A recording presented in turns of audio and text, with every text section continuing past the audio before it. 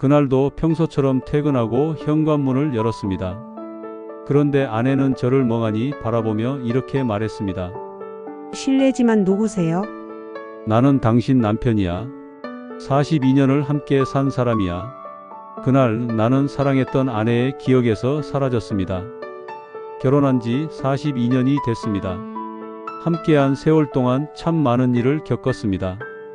아이들을 키우고 전세에서 시작해 조금씩 마련한 집에서 웃고 울고 그렇게 평범하지만 소중한 하루하루를 보냈죠.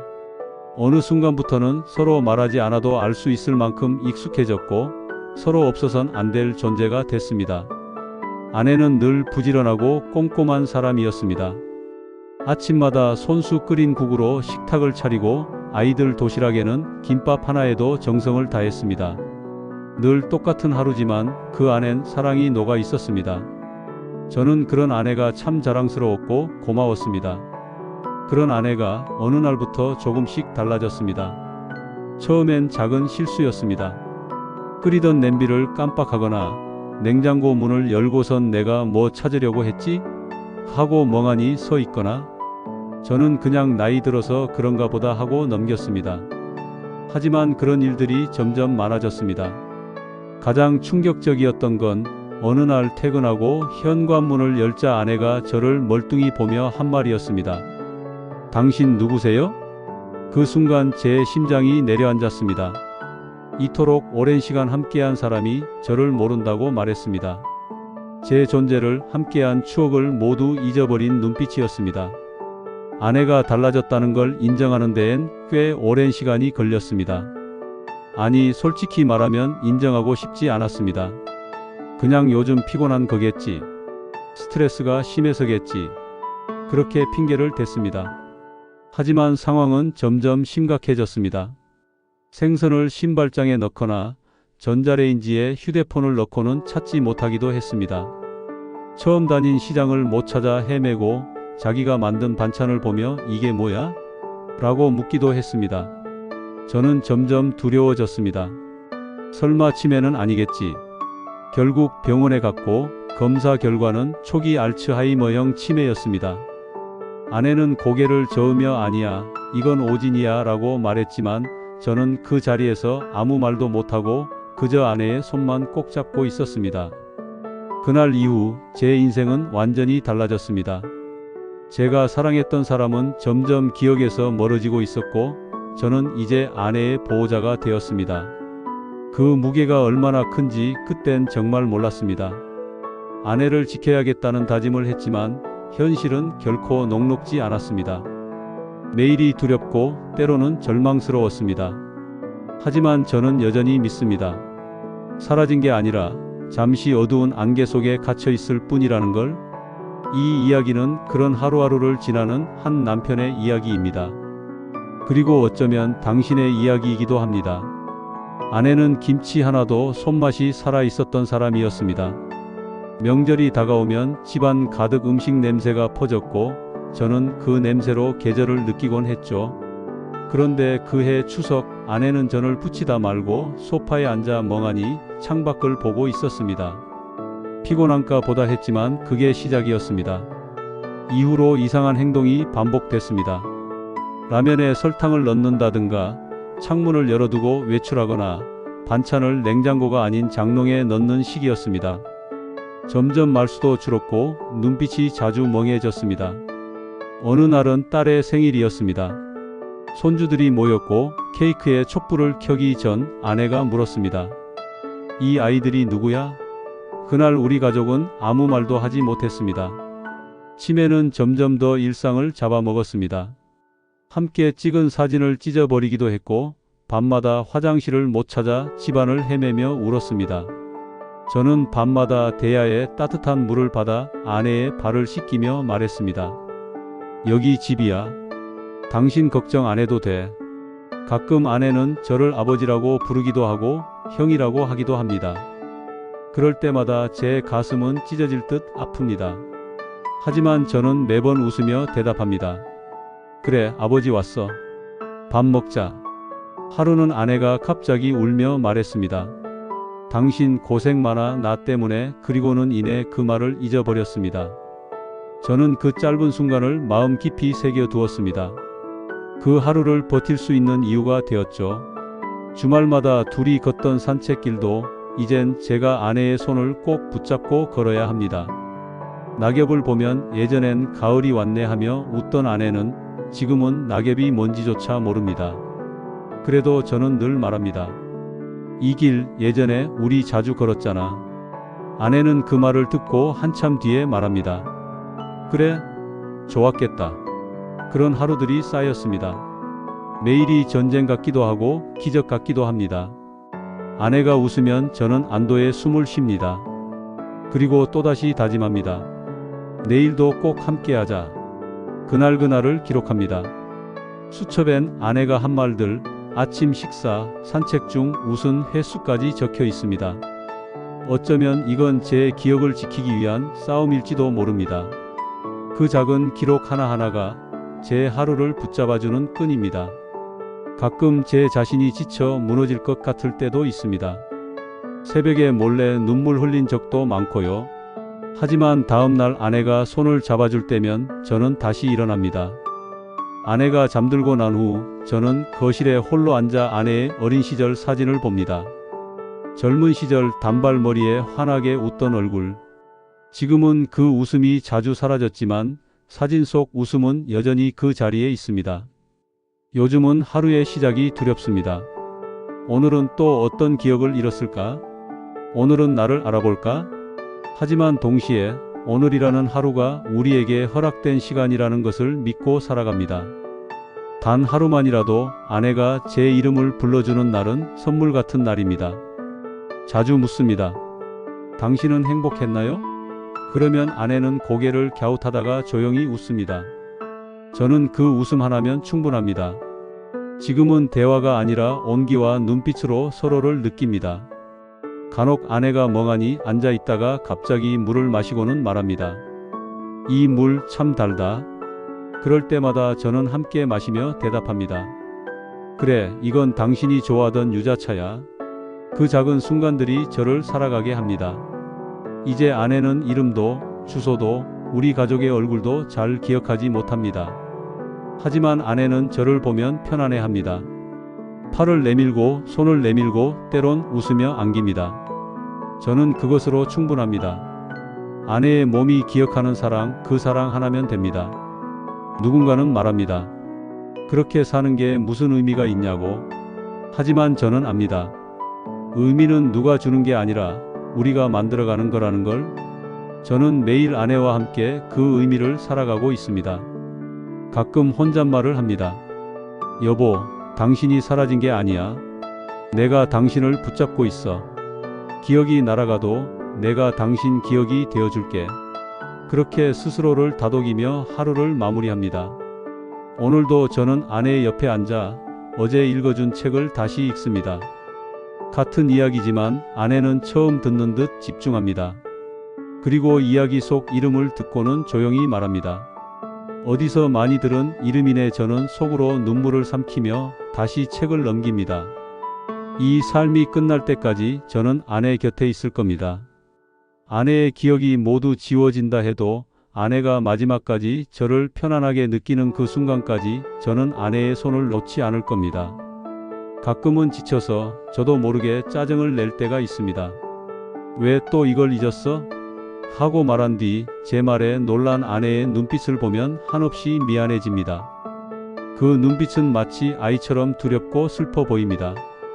그리고 저는 그날 밤 그 눈빛을 떠올리며 깊은 죄책감에 잠 못 듭니다.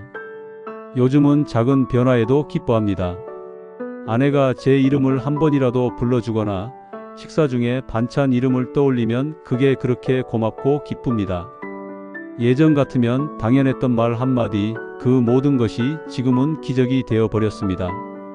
한 번은 집 앞 공원에 나갔는데 아내가 갑자기 걸음을 멈추고 말했습니다. 여기서 당신이 내 손 잡았었지? 그 말에 저는 눈물이 왈칵 쏟아졌습니다. 아내는 그 순간을 기억한 겁니다. 아주 잠깐일지라도 우리 함께했던 시간이 그 안에 남아있다는 걸 느꼈습니다. 아내의 치매는 계속 진행 중이지만 저는 오늘도 아내의 하루를 곁에서 함께합니다. 아내의 하루는 곧 저의 하루이고 아내의 기억은 제가 대신 간직할 것이기에. 하지만 이 모든 시간을 함께 하면서도 자녀들과의 관계는 점점 멀어져만 갔습니다. 아이들은 자신의 삶도 바쁘고 또 이런 상황을 감당하는 게 익숙하지 않았나 봅니다. 딸은 종종 전화를 해서 아빠, 이제 요양원도 생각해 봐야 하지 않을까? 하고 말했습니다. 그 말을 들을 때마다 저는 말없이 수화기를 내려놓고 한참을 창밖만 바라봤습니다. 물론 아이들의 말도 이해합니다. 저 역시 한계가 있고 아내의 상태는 점점 심각해지니 누군가는 돌봐야 하니까요.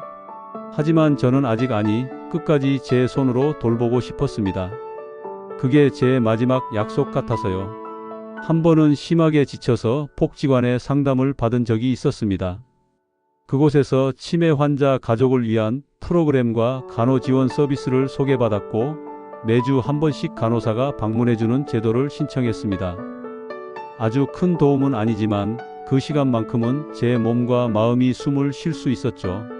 요양원에 대해 알아본 적도 있습니다. 근처에 괜찮은 곳이 있다고 하더군요. 시설도 깔끔하고 프로그램도 잘 되어 있었어요. 하지만 아내를 데려다 주려는 순간 아내가 제 손을 꼭 붙잡고 말했습니다. 나 여기 혼자 두지 마. 그 말에 저는 다시 집으로 돌아왔습니다. 결국 우리는 여전히 이 작은 집에서 함께 살아가고 있습니다. 사실 두렵습니다. 제가 먼저 병들면 아내는 어떻게 될까? 아내는 저 없으면 아무것도 못 하니까요. 그래서 요즘은 제 건강도 더욱 신경 씁니다. 정기검진도 받고 체력도 관리하려 노력합니다. 아내를 오래오래 곁에서 지켜줄 수 있도록. 살면서 이렇게 힘들고 또 이렇게 깊은 사랑을 느낀 적은 없었습니다. 치매는 모든 걸 앗아가지만 그 안에서도 사랑은 여전히 살아 숨쉬고 있습니다. 저는 오늘도 아내와 함께 잊히지 않는 기억을 새로 만들어가고 있습니다. 이 사연을 읽으며 제 마음도 무거워졌습니다. 치매는 단지 한 사람의 기억을 잃는 병이 아니라 가족 전체의 일상을 바꾸는 병입니다. 그리고 그 속에서 버텨내고 있는 보호자분들의 이야기는 때때로 그 어떤 환자보다도 더 깊은 상처와 아픔을 안고 있습니다. 이 남편분의 이야기에는 사랑, 고통, 인내, 그리고 포기가 아닌 희망이 담겨 있습니다.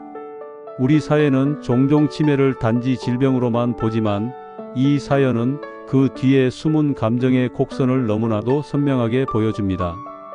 치매 간병은 혼자 감당하기엔 너무 큰 무게입니다. 실제로 많은 분들이 돌봄 스트레스로 인해 우울증이나 건강 악화를 겪곤 합니다. 하지만 요즘은 다행히 다양한 제도적 지원이 마련되어 있습니다. 지역 치매안심센터에서는 기억력 검진은 물론 주간 보호 프로그램, 가족 상담, 간호 서비스 등 다양한 도움을 제공하고 있습니다. 이 사연의 남편분처럼 자신을 돌보는 일도 꼭 필요합니다. 제게 기억에 남는 한 사례가 있습니다. 70대 중반의 아내를 돌보던 60대 후반 남편이 있었습니다. 이분은 처음엔 아무 지원도 받지 않고 홀로 간병을 하셨죠. 하지만 어느 날 병원 대기실에서 울고 있는 모습을 본 사회복지사의 권유로 치매안심센터를 찾았고 거기서 처음으로 돌봄은 혼자 하는 게 아니다라는 걸 알게 되었다고 합니다. 이후 그는 매주 2번씩 돌봄 교실에 참여하면서 감정을 나누고 쉼을 배웠습니다. 그는 이렇게 말했습니다. 내가 다시 웃을 수 있을 줄은 몰랐습니다. 또 다른 사례로는 치매 아내를 돌보던 80세 남편이 있었는데 그는 매일 아내에게 자작시를 읽어주었습니다. 아내는 대부분의 단어를 이해하지 못했지만 그가 사랑이라는 단어를 말하면 꼭 눈을 마주치며 미소 지었다고 합니다. 그 남편은 이렇게 말했습니다. 아내는 시를 이해하지 못해도 제 마음은 느꼈을 겁니다. 우리는 그 짧은 순간의 교감에서 치매를 이겨낼 힘을 찾을 수 있습니다. 저는 또 한 어르신을 기억합니다. 65세에 퇴직한 후 아내의 치매 진단을 받고 삶이 무너졌다는 분이었죠. 그는 처음엔 분노와 혼란 속에 있었습니다. 하지만 그는 일기 쓰기를 시작했습니다. 아내가 말했던 조각난 문장을 하루에 하나씩 적어 내려갔고 몇 달이 지나자 아내의 말투와 기억들이 일기 속에서 연결되기 시작했습니다. 어느 날 아내가 그의 일기를 읽고는 눈물을 흘렸다고 합니다. 그날 이후 두 사람은 함께 일기를 쓰기 시작했습니다. 때로는 단어 하나, 때로는 웃긴 그림 하나로 그렇게 일상은 조금씩 회복되기 시작했습니다. 이처럼 극복의 열쇠는 완치가 아니라 함께 살아내는 힘에 있습니다. 그 힘은 어디서 오냐고요?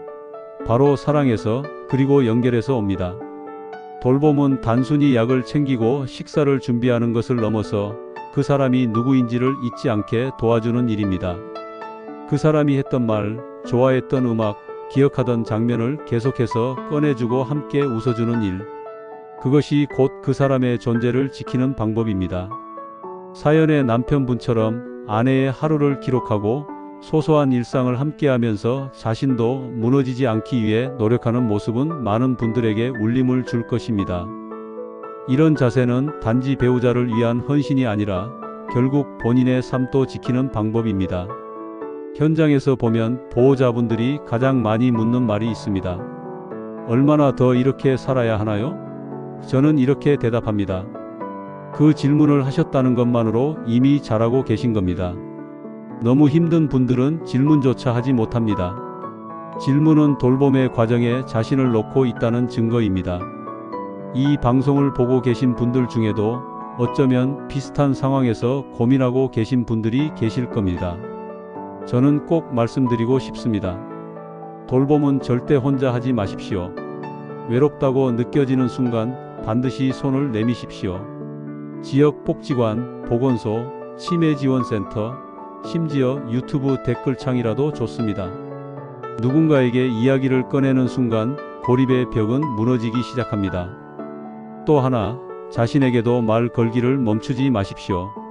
감정을 기록하고 힘들다고 말하고 오늘을 버텨낸 자신에게 수고했다 말해주세요.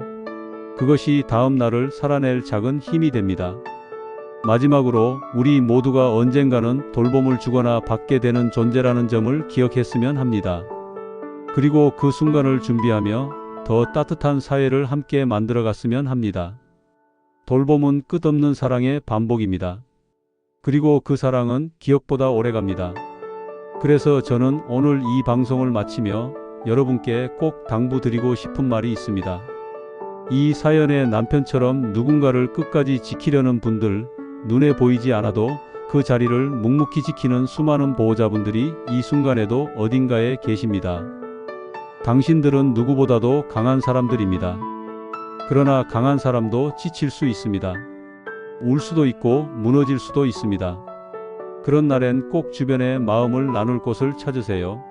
내 이야기를 들어줄 단 한 사람이 있다면 그건 다시 살아낼 힘이 됩니다.